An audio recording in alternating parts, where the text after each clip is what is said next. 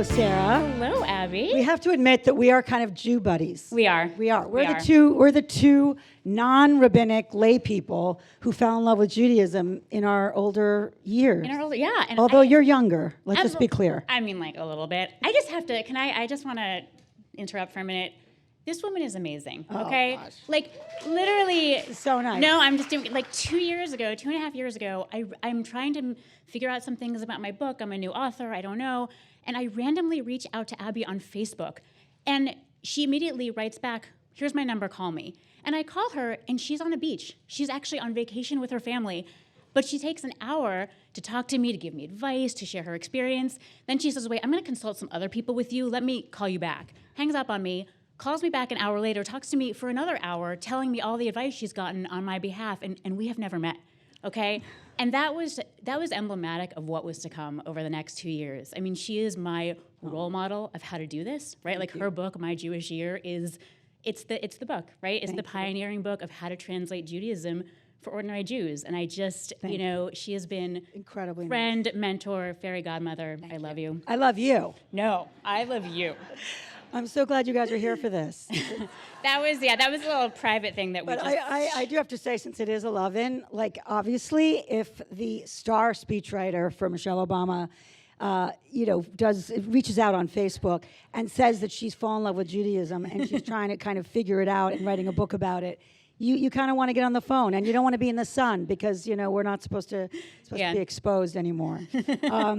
So I want to start with Obama land, especially since we all miss it. I'll speak for myself. No, I think it's fair.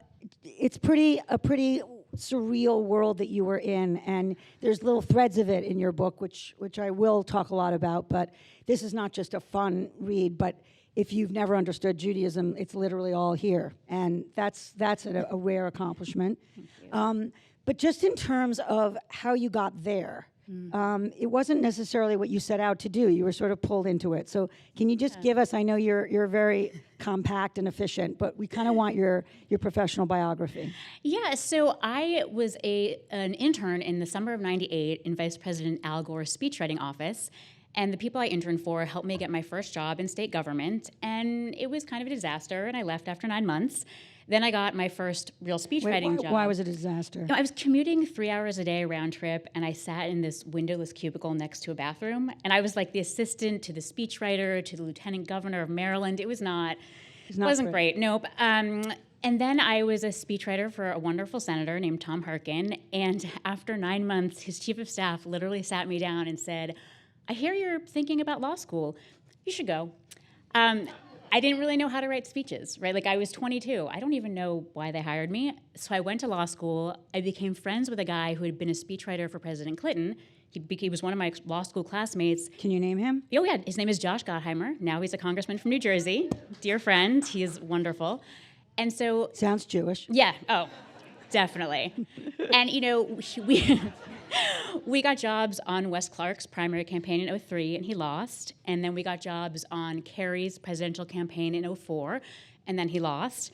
And then I got a job as Hillary's speechwriter in '08, and she also lost. So, now we're like 2 failed jobs, 3 losing campaigns. I'm sure everyone's like, this one's a winner. But I got a job, luckily, on then Senator Obama's campaign, and he won. He wins. So that's your first victory. First victory. It was very exciting. And we went to the White House, and I had helped her on the campaign with her 2008 Democratic National Convention speech. And so when we got to the White House, I was writing for him, but every so often, I would just help her out, because she didn't have a full-time speechwriter, so I'd just step in, help her. And I found... Wait, just how many of you are there? There were probably... depending on how you count, 6 or 7 presidential speechwriters, and she didn't really have a full-time person starting out, so I would help her out. And I have to say, I actually found that I just liked writing for her better. Like, I felt more at home in her voice. I really liked the issues she was talking about. So after a couple of years in Wait, can you just say, you don't have to be negative about him, but was there some way that you felt that in some ways it wasn't as fun to work with him?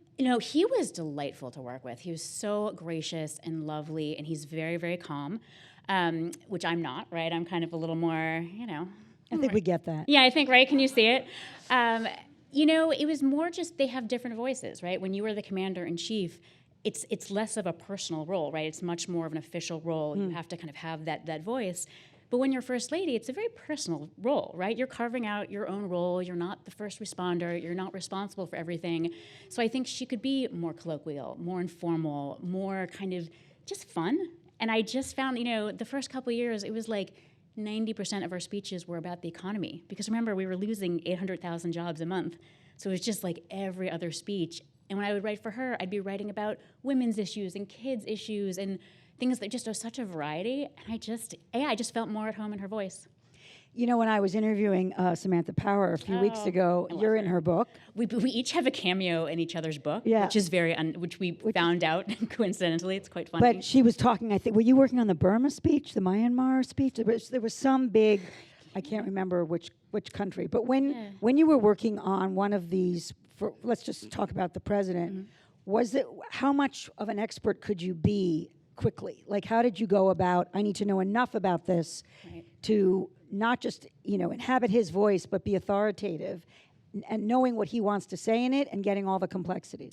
So that is really, I think you've just honed in on the key speechwriter skill, which is that you just learn to kind of dive in and very, very quickly get up to speed. Right, you learn to kind of almost talk like you know the subject, and you don't do that alone, right? You have policy experts who know this back and whatever the topic, they know it back and forward, and they will give you a memo. They will sit with you. They will talk it through with you, and you just begin to pick it up quickly, right? So that's how you learn, and they read your speech. They make sure it's correct. It's not just a speechwriter. You write something and president reads it, right? That's not quite how it works out in the White House. Very elaborate process with a lot of fact-checking, a lot of real care.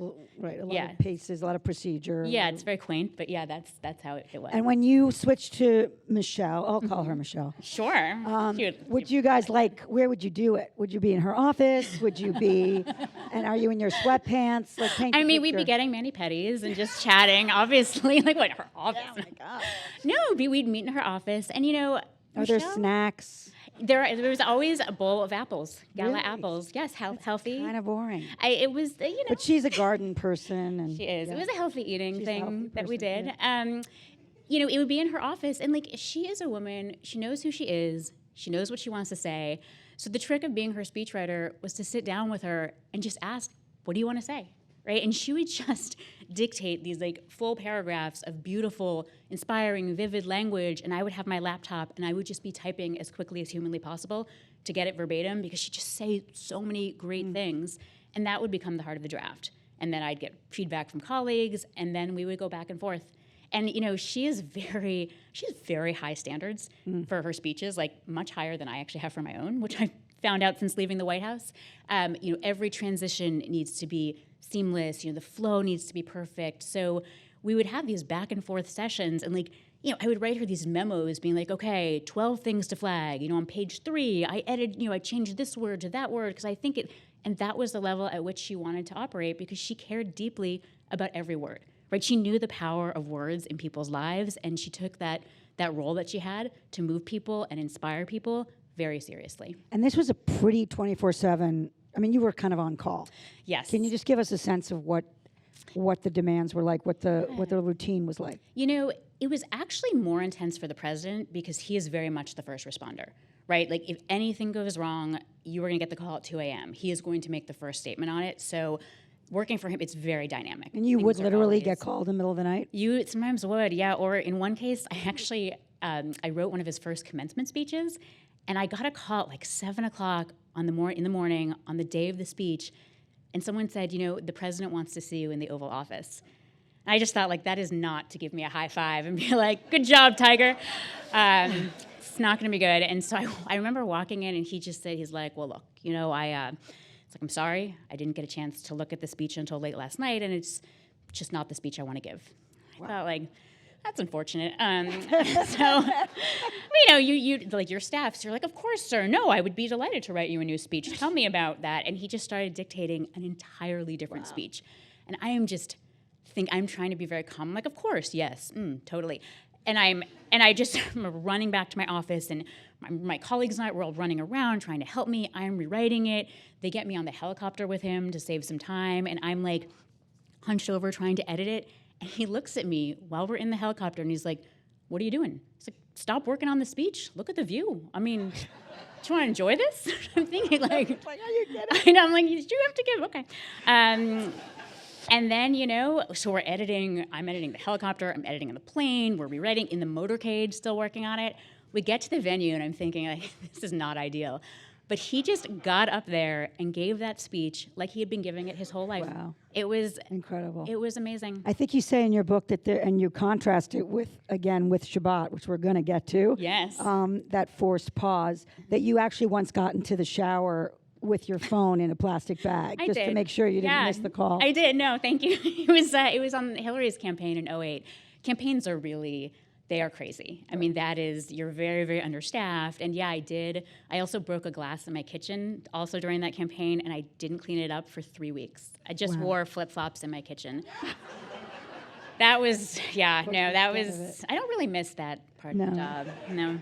I want to just touch on the DNC speech, or Michelle's last speech, because it was so incredible. I know you make sure to say that she wrote the line. Yes. When they go low, we go high. was But her it was an line. incredible speech all around. It's something we should all rewatch. And then it was also re-given by Melania. That was actually her 2008 convention speech, which okay. I also worked on. But Okay. yeah. But I just, a sense of what it was when the stakes were, like when you knew, especially in those final, years, did it feel like the stakes were higher, and that especially as, Trump was on the scene? It did. 2016, when the campaign's going on, it felt kind of dire, right? It felt like it just mattered so much. Like it was so important what she was saying, what he was saying. And I remember the speech she gave in October in Manchester, New Hampshire, in the wake of the Access Hollywood tape, where Trump was bragging gleefully about sexually assaulting women. Still horrifying to remember.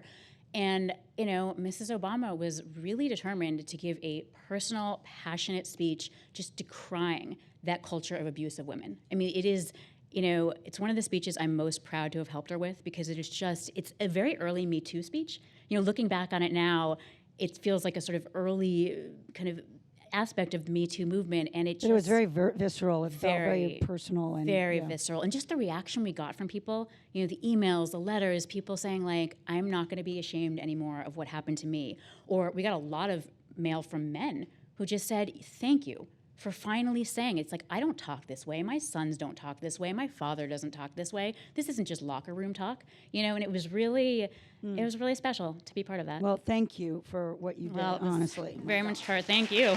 She was amazing.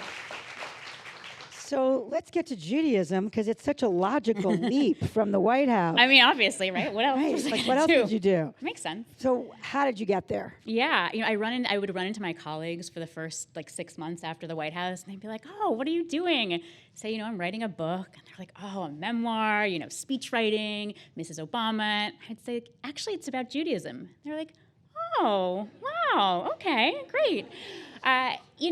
It's funny. I grew up, I think, maybe like some of you here, where Judaism, it was like I went to the Hebrew school, didn't love it. Did the twice-a-year High Holy Day services, found them dull and incomprehensible, sat through a Seder, ditto, loved the Hanukkah party. But, those 4 holidays, that was the Judaism, right? That was Judaism, and didn't buy it, didn't enjoy it, and just figured, okay, had my bat mitzvah, and I'm out.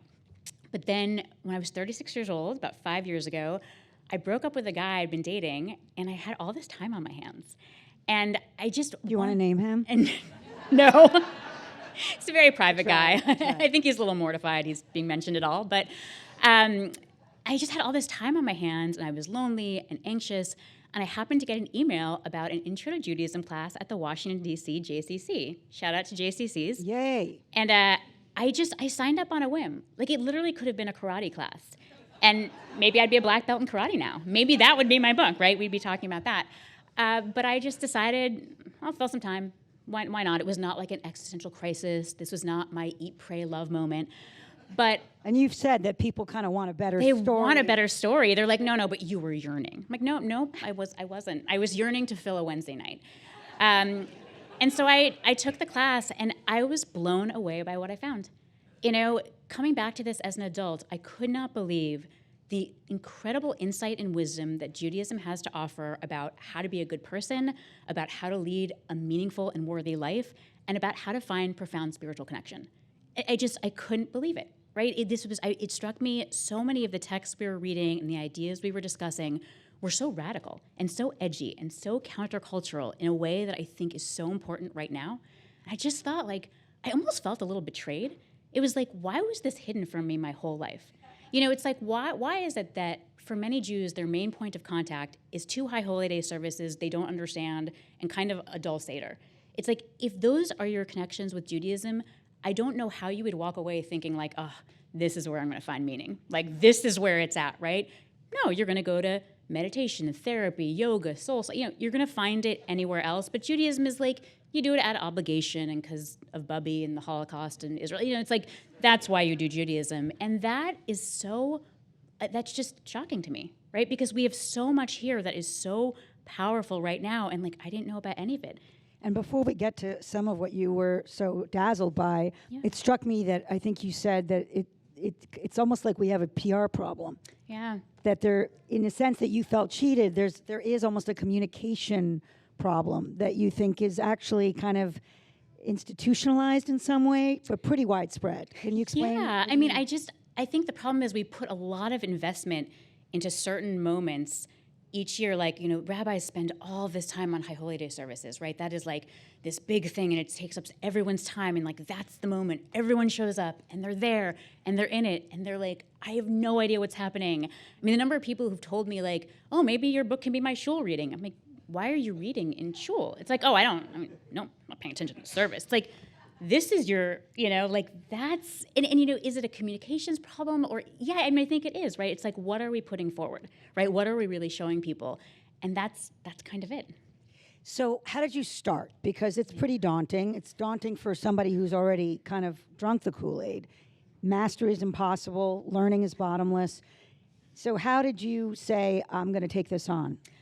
I mean, amen, right? It is like everything you're saying is so dead on. Like I remember saying to a rabbi I was studying with, I said to him, I gotta tell you, I could read, I feel like I need to read all the Jewish books, read them all at once, and then I'll still hardly know anything. And he was like, yes, welcome to the club. I thought like, oh. Was that Bert? No, it was not actually another rabbi. I think Bert Visotsky. Are you here? Oh, hi, Bert. hello. One of her teachers. One of my Applause for Bert. He's an teachers. amazing Midrash He teacher. is Well, an he knows amazing everything. rabbi. Oh. JTS, one of her teachers. So you know, I started. There's no beginning, right? Like the Talmud starts. But I think, but one of the, I thought it was Bert because one of your anecdotes was that you said, I'm going to reread the entire Torah. Yes, that was Bert. And he said, and you're going to read all commentary? Right, you'll read the entire Talmud too. I mean, Right. why don't you? And the later commentaries. And you can't, there's just no natural beginning. And I think what's especially hard is like, just a phrase the rabbis said. We say this all the time, you know, our ancient rabbis said X. It's like, okay, who are the rabbis? Oh, okay, so when the temple was destroyed in the year 70 by the Romans, it's like, sorry, the temple. Oh, okay, so we used to sacrifice animals at a large temple in Jerusalem. Why did we do that? Well, the Torah said, it's like, okay, the Torah, thing on the scrolls, who wrote it? Two temples, Yeah. destruction. Right, it's like, and the Torah, where did it come from? Right, like I didn't really know what the Torah was 5 years ago, being totally honest, and talking to other Jews, like they don't really, it's like it has Moses and Abraham and it's in Hebrew and crinkly and old, like there isn't a lot of, right, a deep kind of knowledge, and everything in Judaism is hyperlinked to everything else. So it's like there's no kind of place where it's like, this is where you start, little arrow here, right? There isn't. So you kind of have to dive in and you just have to keep reading. And I found that I had to read things more than once. And the first time I'd maybe understand 10%. But then I'll read a few other books, and then I'll come back, and I'll read it again, and I'll understand 30% because I have a little more knowledge, right? So there are books like Rabbi Jonathan Sachs's Letter in the Scroll. I mean, I've probably read that book 5 times, right? And each time I get something more. And, you know, the truth is, it takes time. Right. Right? They're just, you know, rabbis can't say this because people then get mad at them, but I can say it. You cannot learn Judaism like in the airport when you have time to Google, right? That is not how it works. This is a 4,000-year-old, really deep, powerful, amazing tradition. And, you know, we're not going to like teach it in a tweet. We're not. It's not going to happen, right? We kind of. And it's actually, you had to do more than you would do for a speech. Yeah. Oh. I mean, this is. Yes. I mean, when I would talk to you, you'd be reading Buber, you'd be reading Maimonides. There was like, you were very, I thought, your humility led you to be a student, not just dutifully, but to kind of constantly ask that question, why does this stand up today? And how, and in this intersection of the holidays, of Torah, of our ethics, you were constantly trying to make those connections. It is something that someone could give up on, you know, because they don't have that kind of time. Oh, yes. And So what's your answer to people who can't do what you did? I will never, ever say to someone, well, just do what I did. You know, spend 3,000 hours learning. Just do that, right? That is really unfair and really unrealistic. You know, it took me about 500 hours just to learn enough that I could start learning deeply, you know, just to put together the contours. And so I thought, okay, if I can save people that 500 hours of just trying to figure it out by kind of putting it in this book, maybe that will help. And then if I can kind of give them some of what I learned in the next 3,000 hours and put that in the book, some of the deeper insights, some of the more transformative wisdom, you know, maybe I can save people some time. Right? I basically wrote the book that I wish I had 5 years ago when I started learning, that kind of put things together for me. You know, this is the book that explains how I put this together for myself, right? And I am not a rabbi, I am not a scholar, I am not an expert, right? I am a regular Jew just approaching this for myself and translating it for myself and for others. Can you read us a section just so we get a taste of it? Yes. So this is me describing my first class that I took. What I discovered in that class utterly floored me. I'd always thought of myself as a good person, but the Jewish ethics we studied set a much higher bar for honesty, generosity, and basic human decency than I'd ever thought to set for myself. Once I actually understood the purposes of the holidays and life cycle rituals, they struck me as beautiful and profound, honoring the lessons of the past, sanctifying moments in the present, and conveying deep moral wisdom. Seen through adult eyes, the whole sensibility of Judaism spoke to me. Its intellectual rigor, its creativity and humanity, its emphasis on questioning and debate. This wasn't the stale, rote Judaism of my childhood. It was something relevant, endlessly fascinating, and alive. I found spaces where I could wrestle with big questions. What's the deal with God? What is our purpose here on earth? What happens after we die? What does it mean to be a good person, to be true to yourself, to treat others well? People generally do not raise such questions in the heat of a presidential campaign, or in the daily churn of life in the White House, or in polite dinner party conversation in Washington, D.C. In fact, in one of the final months of the Obama administration, I was at an office happy hour and approached two of my colleagues who were deep in conversation. "What are you guys talking about?" I asked. One of them replied, "Actually, we're talking about the afterlife." I couldn't believe it. This was my kind of conversation. "That's amazing," I exclaimed. "Can I join you guys? Can we talk about God, too?" They stared back at me, baffled. And then one of them started laughing. "No, Sarah, the afterlife. Like what we're going to do after we leave the White House." True story. So since you wanted to talk about God, let's talk about God. Let's talk about God. Let's do it. Because it's just right now. It's very personal. your chapter about God. Yeah. And first of all, Jews, I think you would agree, aren't always comfortable. Lord, no. God language. No. I go to Christians when I want to talk about God because they are just they're happy to they're in it. They're happy It's to great. talk about it. Yeah. Yeah. So what were some of the things you did to just explore the idea of the divine? Yeah, I think I write in my book that like some people talk about having a God-shaped hole in their life, and I felt like I had a God-shaped wall, which was in the shape of this old man with a beard who, if you read the Siddur, the Jewish prayer book, as a child, you really get, and even as an adult, you really get the sense that the Jewish God is a man in the sky who controls everything and rewards and punishes us as we deserve. And if you don't believe in that, then okay, you're an atheist. That's fine. Or maybe you're agnostic, or maybe you're spiritual but not religious. But those are your options. That's God, and it's that or nothing. And, turns out in Judaism, that's really not true, right? Starting to learn about Jewish theology, I found just this wildly diverse array of Jewish conceptions of the divine. I don't even like the word God because it is just such a small human word that is so freighted with baggage. And I think it's just really hard to disentangle that from the kind of small meaning of it. I think when we talk Did you about... say it's a human word? Yeah, What do you mean by that? What I mean is it's like a human-sized word, right? It's sort of, I think it's so often connected with a man and a figure and kind of something that we say, well, God wants this or feels this or whatever. It's like this almost anthropomorphic idea, right? And I'm talking about something that is just so indescribable and big and just impossible to articulate in human language. And I think, but lots of Jews have tried, right? So you have Jews, you have the mystics who say that everything is God. You're God, I'm God. There's nothing separating us. Thank you. Yeah, you're welcome. I mean, you are divine. You have Buber who says that God is what arises between two people in deep human relationship, fully engaging with each other. You have Mordecai Kaplan who says that God is the process by which we become our highest, truest selves, right? And so many more where that came from. And you don't have to, I don't embrace any of these literally. None of these are my full theology, but each of them touches me in some way, right? Each of them opens me up to something bigger.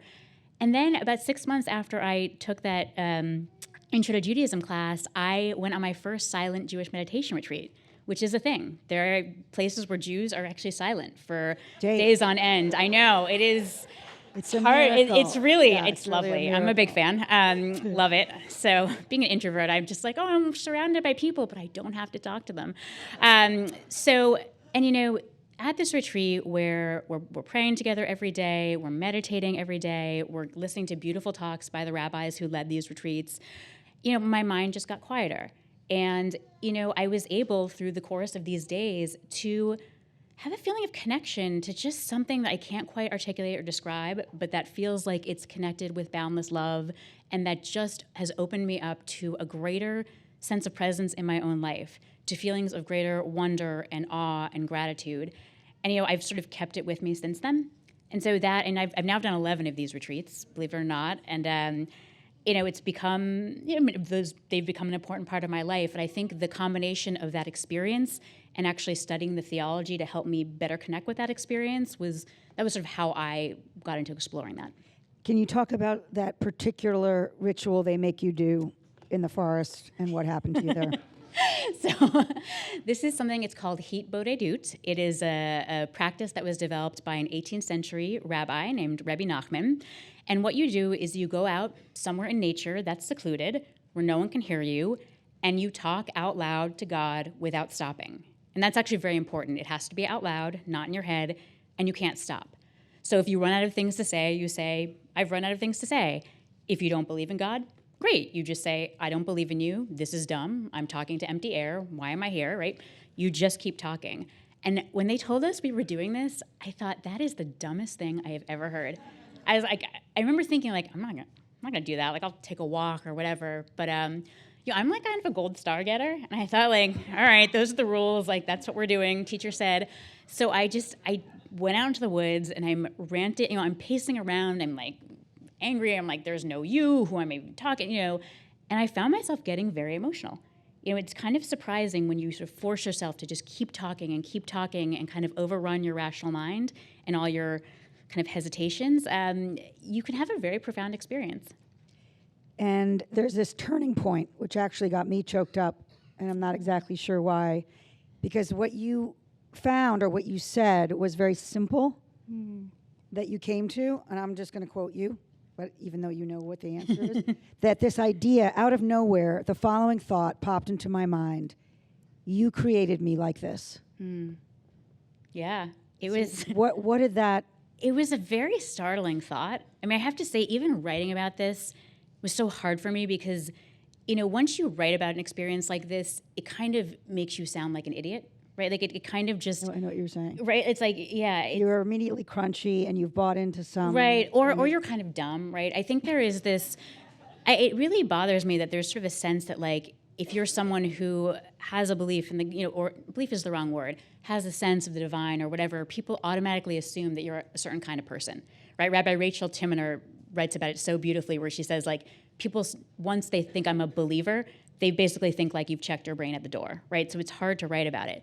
But I think in that moment, this is a time in my life when I was really anxious, feeling still kind of struggling to get over this breakup and just so frustrated with my anxious mind. It's like I'm sitting at this retreat watching my mind spin the same thought over and over again. Like, did I make the mistake in breaking up with him? No, you were unhappy. Okay. 2 seconds later, did I make a mistake in breaking up with him? No. And I'm like, when you actually have a little distance from your thoughts because you've been sitting with them for 3 days, it was really kind of depressing. And I was like, this is my brain? Like, really? Like, oh, God, it's just sort of some contempt, like a little bit of self-contempt. And just to have this thought occur to me, like, you created me like this. And I immediately then thought, like, there is no you. Like, why am I thinking this? My parents created me, right? I was like, that's dumb. That's meaningless. But at the same time, I was very moved by it. And I sort of think that's the level in some ways on which this operates for me, where on one hand, I feel things that really move me, a sense of being loved, a sense of being worthy. And at the same time, I have sort of my rational mind that just says, this is nonsense. Like, what are you talking about? You sound like an idiot. And I think I kind of hold both of those things. I so relate to that, and I think it's for a lot of people, though, it's hard to get past it. It is. To sort of walk into a space that isn't necessarily as comfortable, that feels kind of like everyone in there is already in the club. Yes. And that to sort of let yourself go. I mean, I talk about this of dancing with the Torah, on Simchat Torah, that, it was sweaty and it was kind of like throbbing and it was very freeing and it was embarrassing. At the same time. And if anybody saw me doing this and that kind of thing, and it's like to get outside of yourself, dancing with scrolls, Yes. That it's for those who have done it all their lives, I think there isn't that same hesitation, but that's part of the honesty of your book, I think. What about for people who don't have faith? Like, what would you say in reading your book and some of I'm focusing on the God chapter, but I think it's one of the harder things for people. Are they kind of out? Should they skip the chapter? Like, how would you respond to people who say, you lost me at hello? I actually have a theory that very few people are actually atheists. I think most people who say, like, oh, I'm an atheist or agnostic, what they're saying is, I don't believe in an all-powerful, all-knowing, all-good God because what I see on an hourly basis in the world contradicts that. And I agree with them. I also don't believe in that God, right? And so I would actually say, give me a minute, right? Like, there's a lot of ways to connect with the divine. Rabbi Art Green has a beautiful passage that I quote in my book where he actually he's an expert on Kabbalah, Hebrew Hasidism. He is an amazing rabbi. And he writes about, he sort of has this paragraph where he says, like, have you ever had a moment where you were out in nature and just so overwhelmed by the beauty, or out looking at the stars and just like blown away by your tininess in the infinite universe, or you were holding the hand of your parent as they took their last breath, or you were there when your child was born, right? He's like, these are moments where we tap into something. There was a baby listening. There was a baby, right?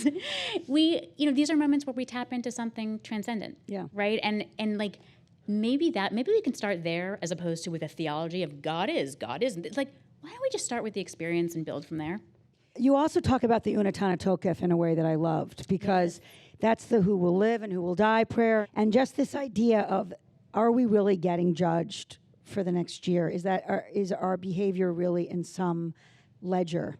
And I thought that you sort of worked your way through to a place that made a lot of sense to me. Do you remember? Yeah, I mean, it's, here's the thing. A dear friend of mine who's a rabbi, Jordan Bendat Appel, I remember just calling him one day in just total anxiety, saying, like, this prayer chapter, I can't do it. I can't sell it.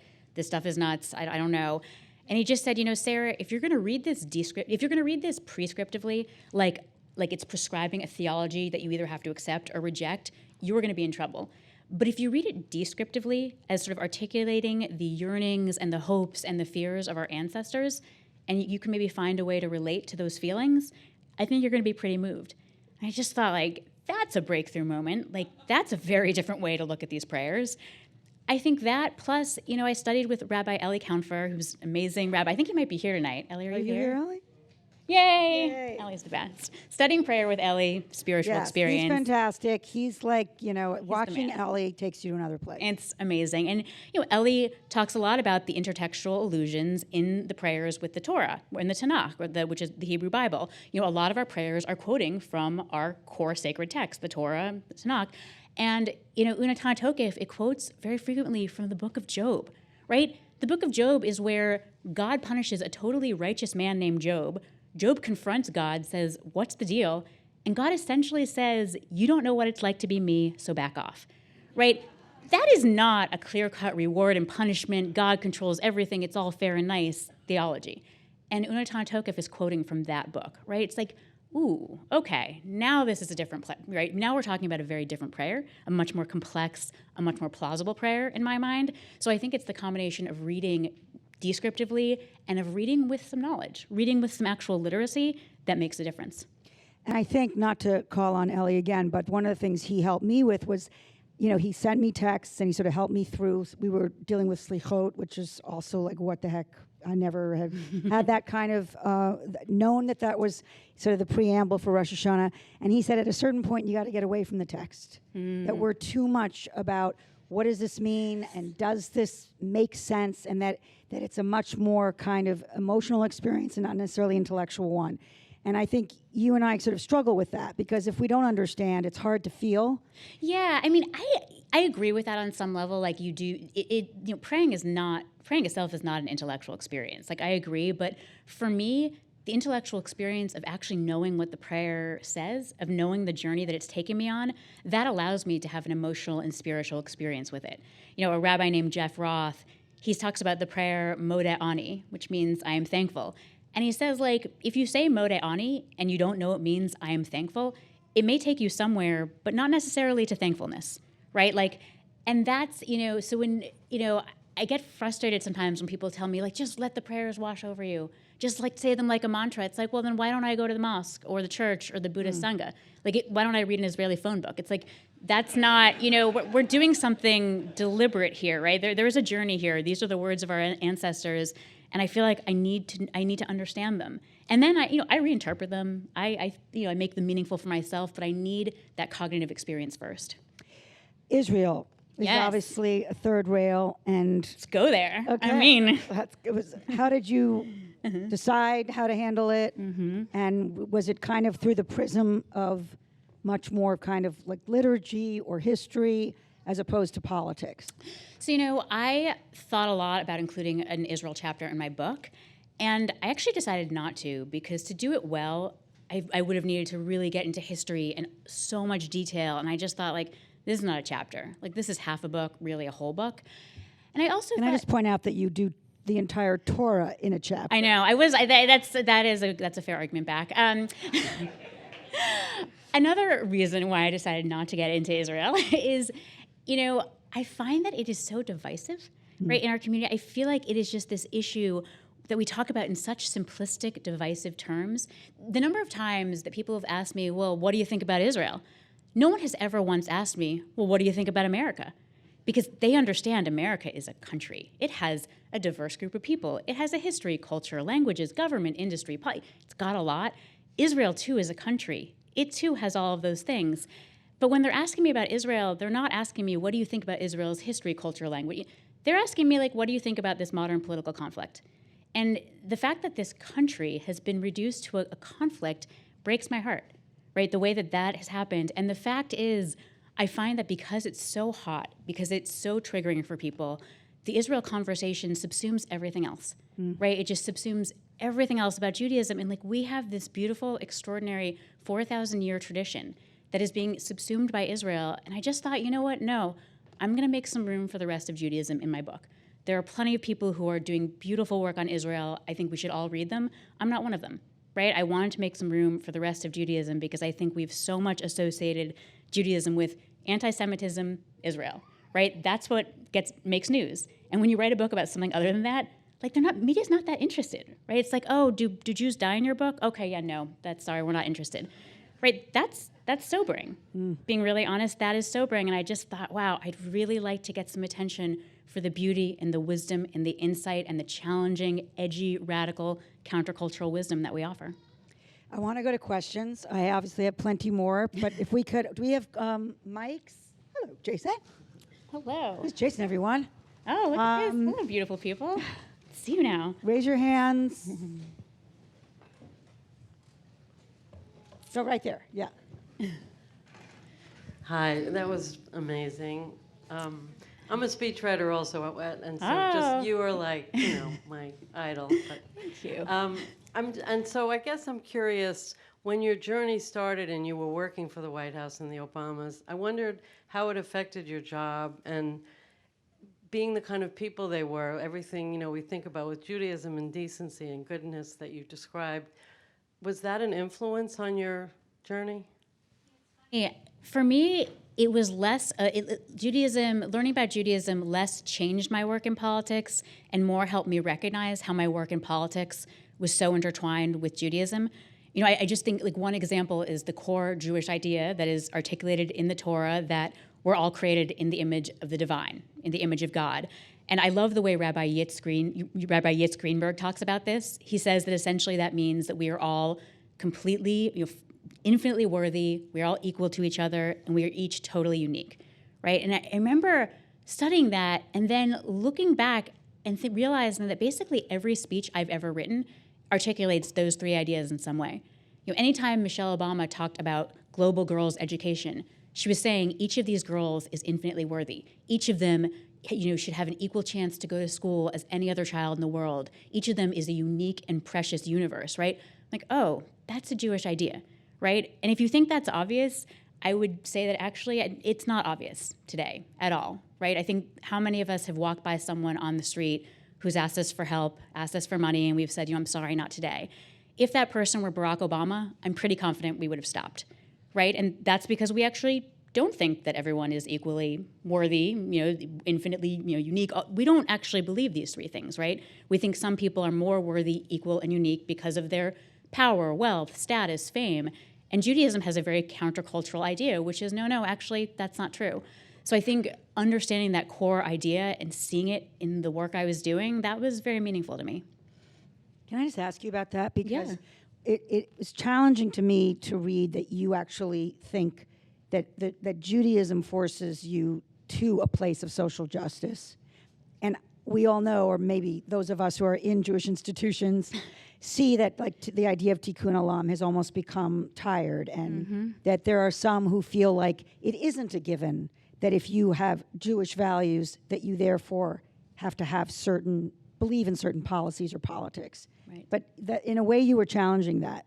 Yeah, I mean, first of all, it kind of drives me a little crazy when people are like, social justice is my Judaism. It's like, okay, well, that's also your Christianity and your Islam. I mean, we do not have a monopoly on social justice, right? This is the case in probably every religion and in just decent secular people.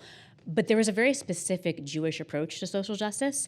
And, reading the Torah, it's just very hard for me to think that the Torah isn't telling us that we have an obligation to those who are struggling, to outsiders. I mean, I don't know, 36 times, love the stranger. Like, that wasn't 36 typos? I don't think so, right? Like, that is, the whole Torah is a polemic against the values of Egypt, right? The whole Torah is a polemic against abusive power structures.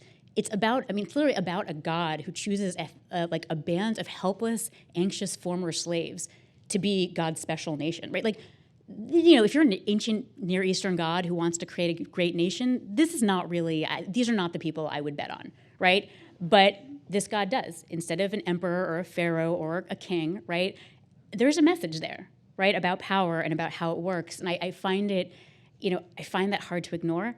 Like, when people say rabbis shouldn't be political, it's like, of course they shouldn't be partisan, right? I don't think rabbis should be standing up there saying you must vote Republican or you must vote Democratic. I think that's wildly inappropriate.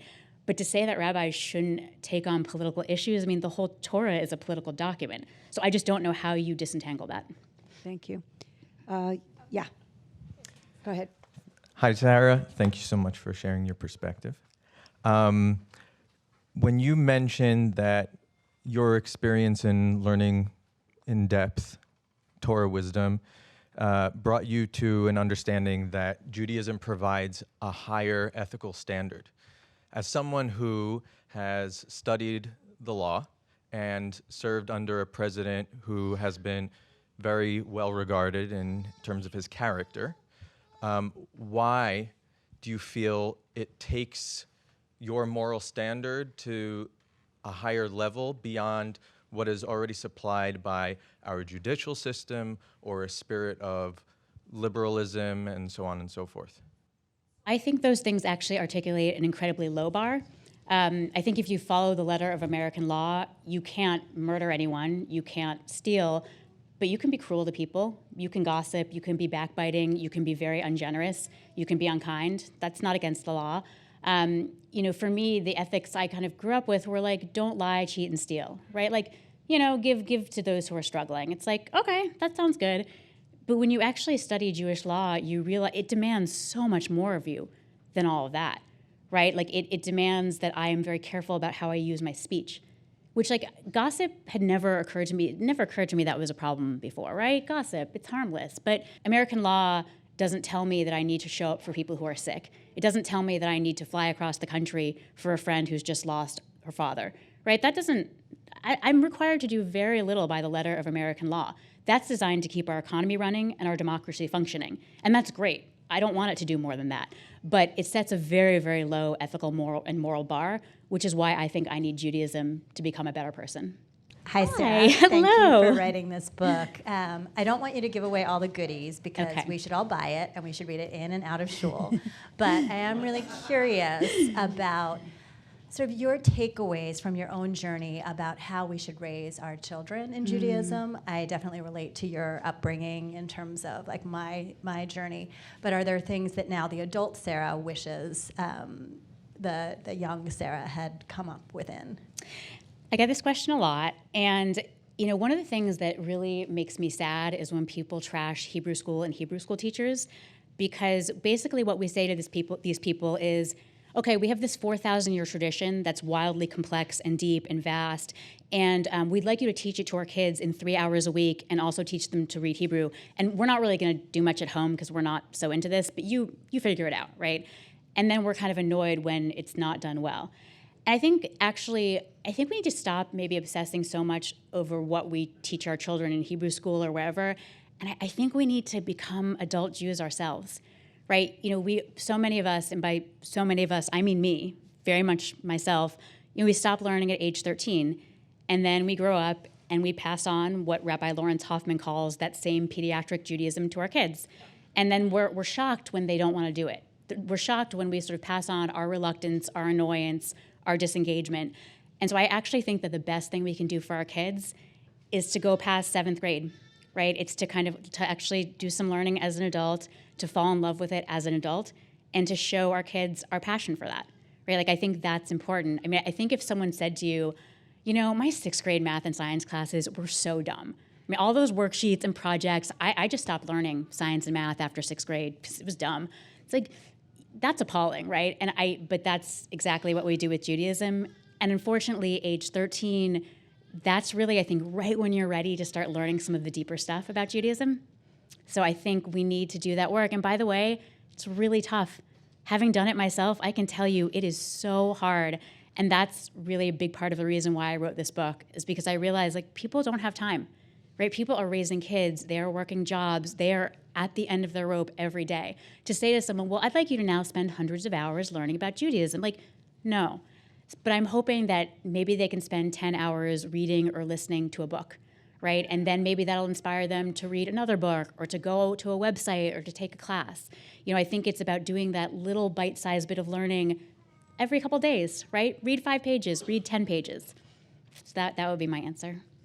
This was such a primer for Judaism.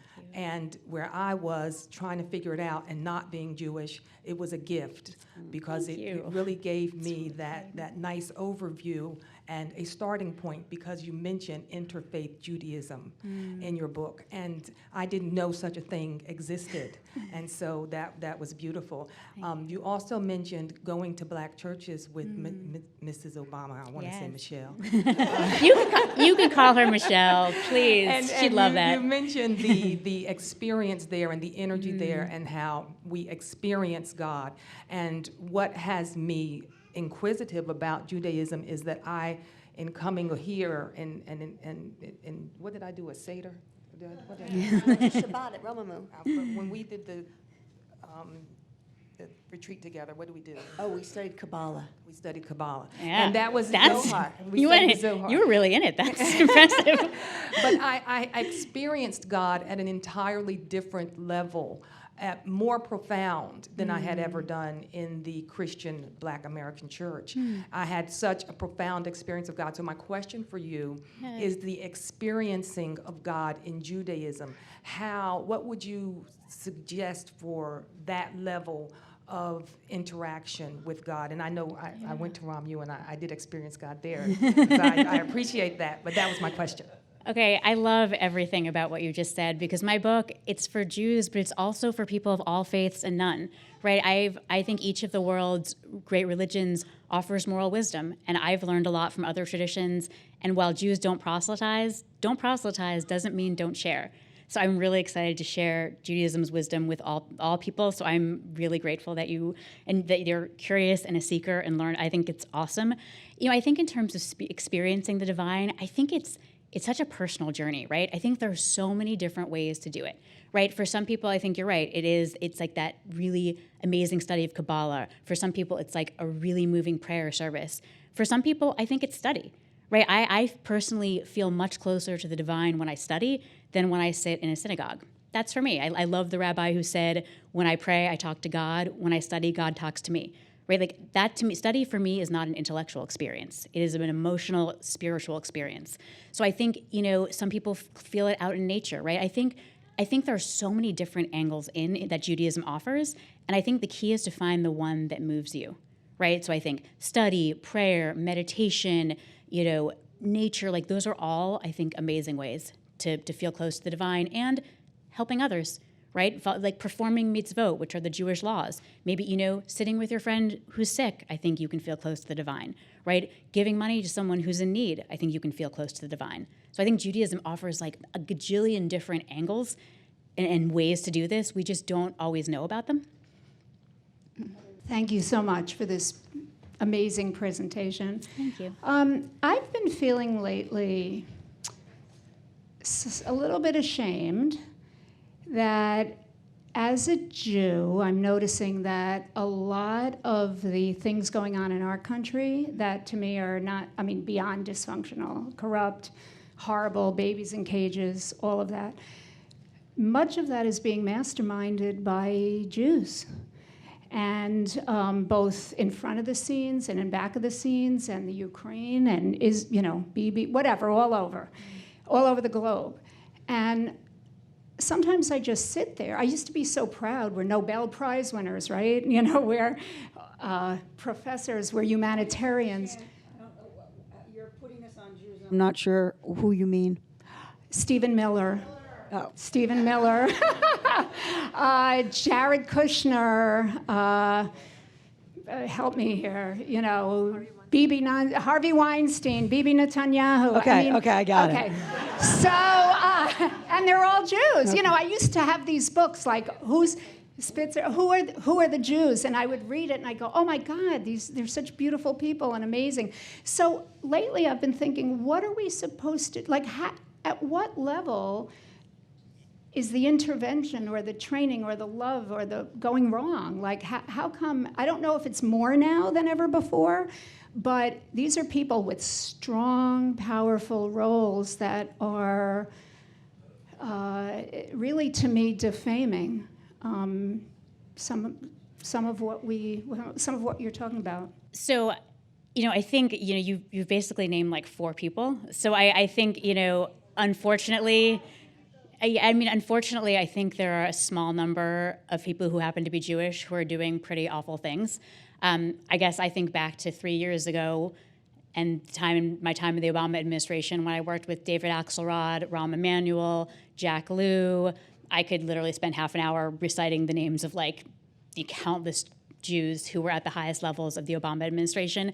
I could also recite names like Ruth Messenger, who I believe is here tonight, who is the former president of American Jewish World Service, who is like, one of the greatest iconic voices for justice in our time. I could talk about the young Jews who are out there protesting against child separation. I could talk about how every time I look at any kind of nonprofit or justice or advocacy group, like the roster of names are Jewish names, right? Like it's funny, you've named a handful of people. Yeah, they're terrible. Yeah, we're a little bit overrepresented in some of the highest echelons of power. So when things go wrong in those echelons, we get a disproportionate amount of attention. But, when I think about what Jews are doing, I just see so many voices for justice. I see so many people protesting. I see so many people organizing. I see organizations like HIAS and American Jewish World Service. And like, I could go on, Avodah, Trua, endlessly, who are leading the resistance against this moment. So I just think, yeah, there are a handful of horrific people who have a lot of power right now, but I think that's a real aberration. Certainly wasn't the case in the administration I served in, and God willing, it won't be the case again in a year. But I will say, Sarah, that the one way that I echo her question is that when you look at someone who is known for his observance, there was a lot of attention on Jared and Ivanka and the fact that they go to KJ, or they did, and they're supposedly living an observant life.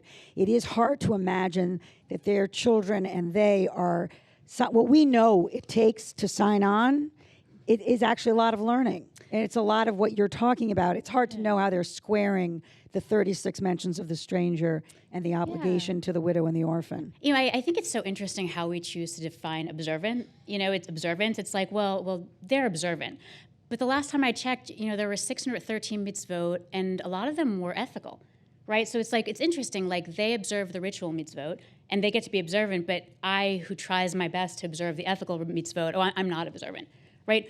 That to me is a little confusing. So I think it's unfortunate that certain people who are clearly deciding to blatantly and really heartbreakingly disregard the core ethical mitzvot still got to hold themselves up as observant. I think that's really unfortunate. I just want to give you time to sign your book for everyone. So I'm going to take the moderator's prerogative and just end on a quote that I love. It's at the end of your book, and you say, "I love how even when we try to give up on Judaism, it does not give up on us." I'm so glad you didn't give up. Thank you, my friend. And we are lucky for you and this book. So thank you. Thank you so much, Abby. Thank you. You are amazing.